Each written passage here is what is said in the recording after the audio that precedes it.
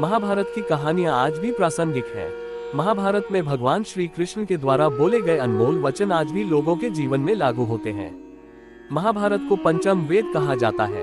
अगर महाभारत में भगवान श्री कृष्ण के द्वारा बोले गए उक्तियों को अपने जीवन में आत्मसात कर लिया जाए तो जीवन सार्थक हो जाता है। आज यहाँ हम जानेंगे भगवान श्री कृष्ण के ऐसे ही 15 अनमोल वचनों को। कर्म का फल व्यक्ति को उसी तरह ढूंढ लेता है जैसे कोई बछड़ा सैकड़ों गायों के बीच अपनी माँ को ढूंढ लेता है।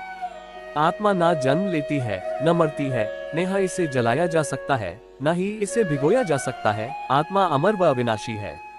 इस संसार में कुछ भी स्थायी नहीं है। आत्मा शरीर को वैसे ही छोड़ देती है जैसे मनुष्य पुराने कपड़ों को उतार कर नए कपड़े धारण कर लेता है। मन शरीर का हिस्सा है। सुख दुख का एहसास करना आत्मा का नहीं शरीर का काम है। मान अपमान लाभ हानि खुश होना दुखी होना सब मन की शरारत है। जब ये संसार ही स्थायी नहीं है तो इस संसार की कोई वस्तु कैसे स्थायी हो सकती है। मैं सभी जीवों में विद्यमान हूँ, मैं चींटी में भी विद्यमान हूँ और हाथी में भी विद्यमान हूँ।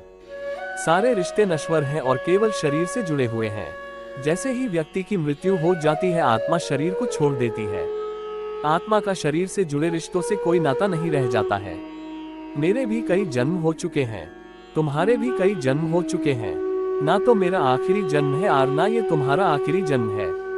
वर्तमान परिस्थिति में जो तुम्हारा कर्तव्य है वही तुम्हारा धर्म है। धर्म व्यक्तिगत होता है। मैं किसी के भाग्य का निर्माण नहीं करता, ना ही किसी के कर्मफल में दखल देता हूँ।